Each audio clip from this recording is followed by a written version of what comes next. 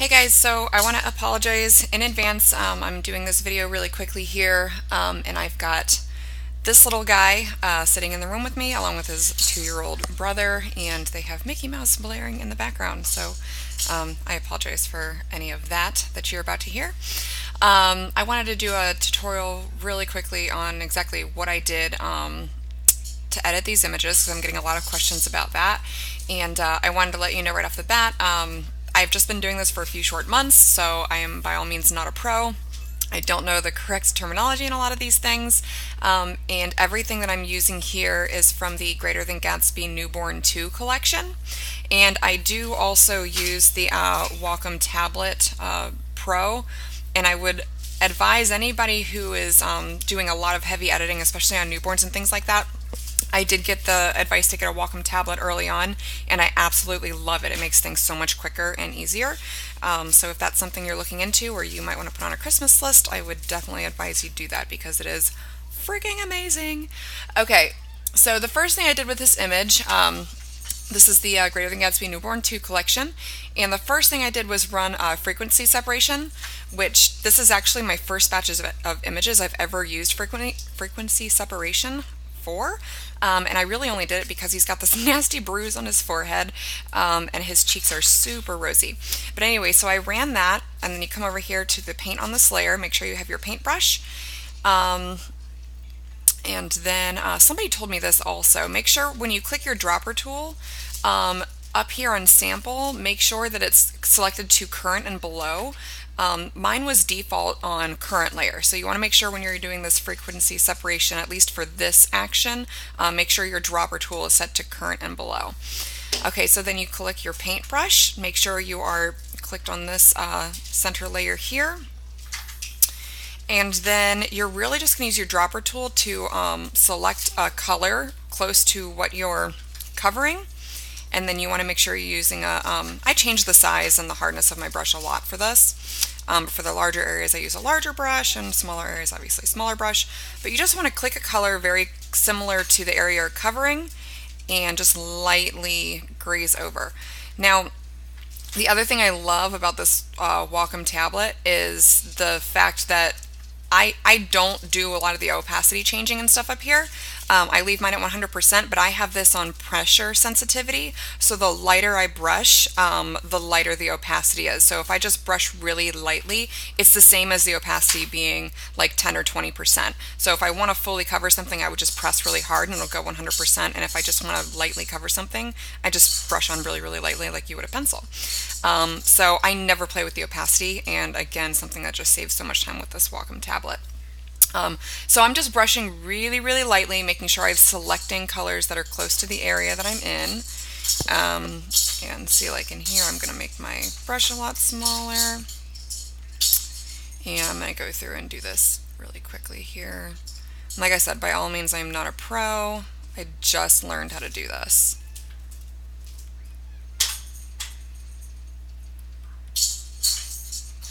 It's hard for me to talk and do this at the same time, so I'm just going to go over this really quickly.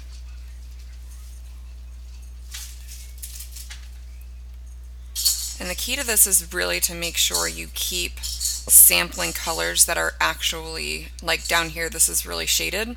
So I want to make sure if I'm doing anything in here, I'm sampling the shaded color. You don't want to drag one color across all of the skin, because obviously your skin is not all a single color, so that would be very unrealistic.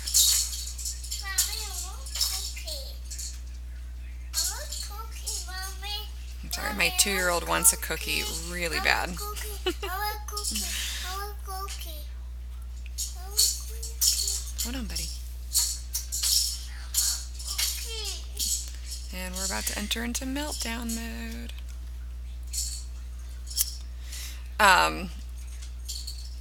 There's a lot of little tricks and things that I learned along the way. One of them is this.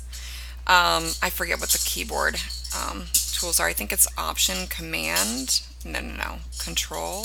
No. Control, Option. Okay, there we go. Hold Control and Option, and then when you click with your mouse, if you go left to right, it changes the size, and if you go up and down, it changes the hardness.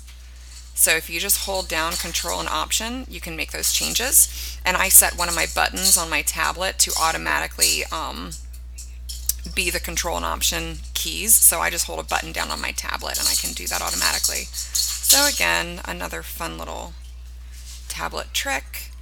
But if you don't have a tablet, that's a really cool keyboard shortcut. Somebody told me that that doesn't work on the Macs or on the PCs, though. It must only be a Mac thing. I'm not sure. I know it works on mine, and I don't remember where I got that information from.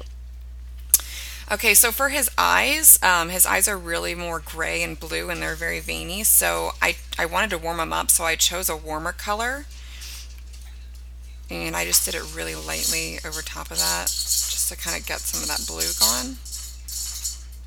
This takes the longest in the whole process for what I did here. This frequency separation. And by all means, I don't think I would do this for every client or every baby. Just, my little guy's nickname is Bruiser for a reason. Oh my goodness.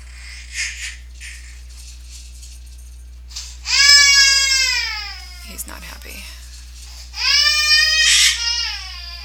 Okay. So we'll call that good enough. Now, I turn this on and off to give you a good, see here's before and after. You see how much that actually did. And then I would typically turn this down to 70 or 80%, but as you can see as I'm turning it down, the bruise is showing up again, and that's what I was trying to really cover. So when I was working on these photos, I actually kept this opacity kind of higher. I didn't turn it down a whole heck of a lot just because this nasty bruise is up here, and I want to make sure it's good and covered.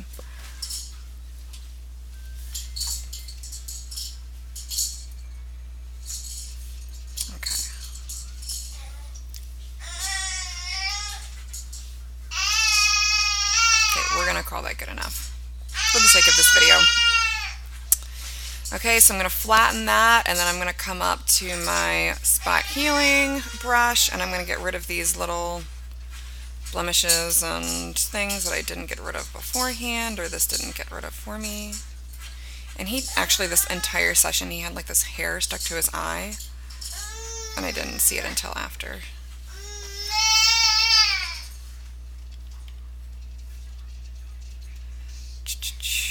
Let's come in here. Oh, there's some over here.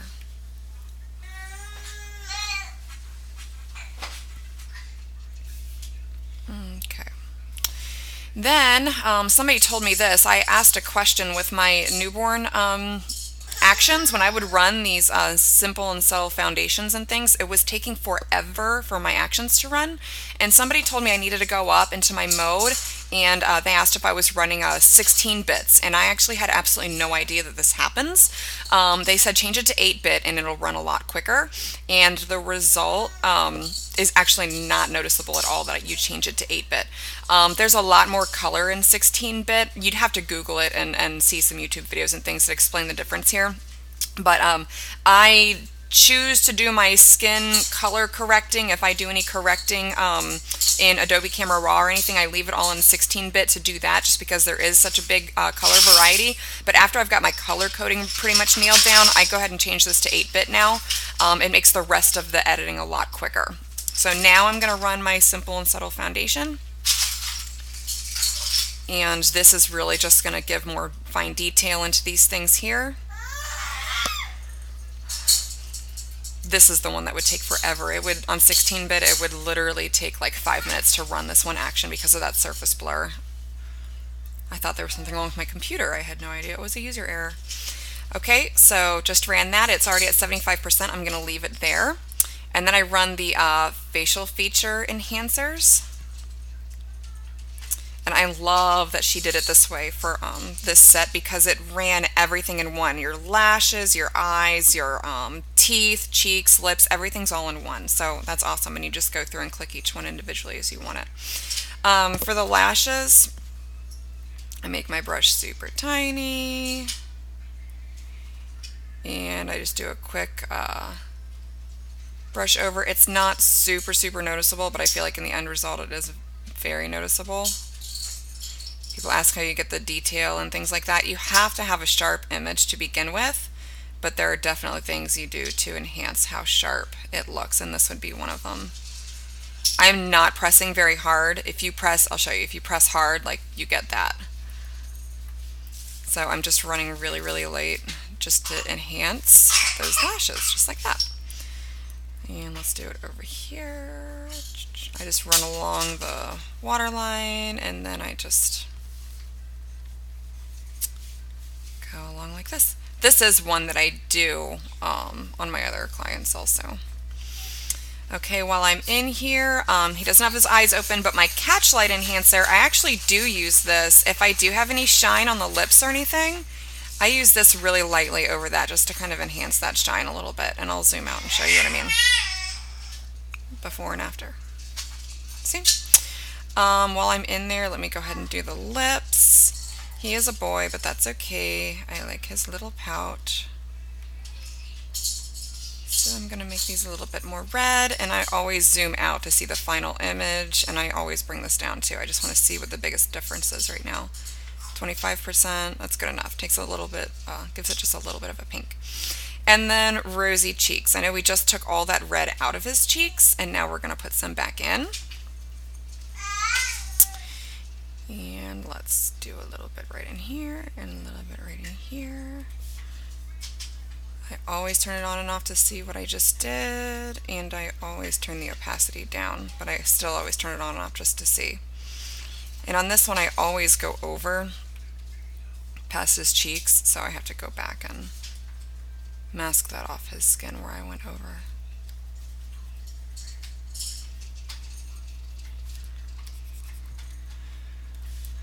Okay, there we go. I'm going to flatten that. Let's see now. Facial feature enhancers. Okay, so here's the tones and the mattes. For these photos, and this is actually, my two favorites are Tummy Time and Skin to Skin, and I've been using Skin to Skin for these. There we go. And I bring this down. I've been bringing it down to between 50 and 60.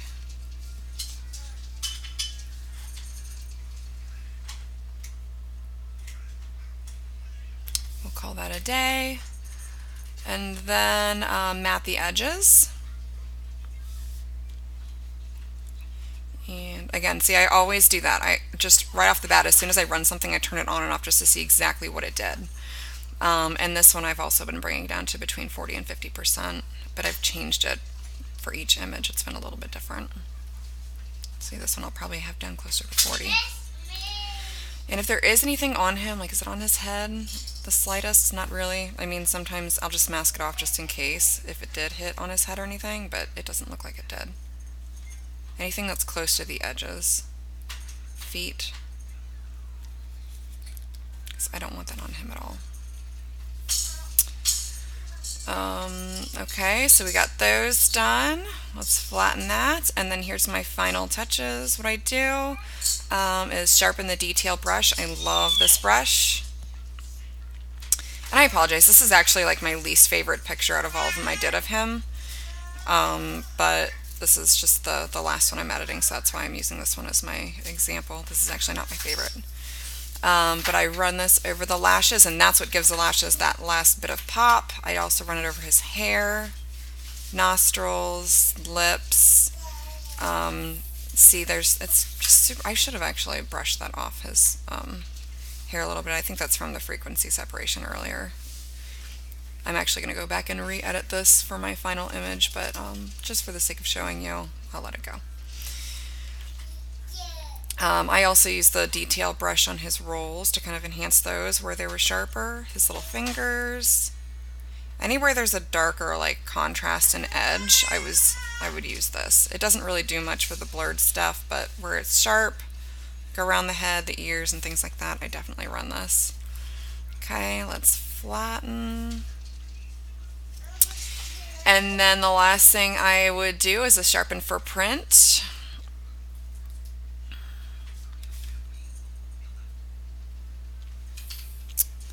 Okay, let's zoom it out. I'm going to flatten that.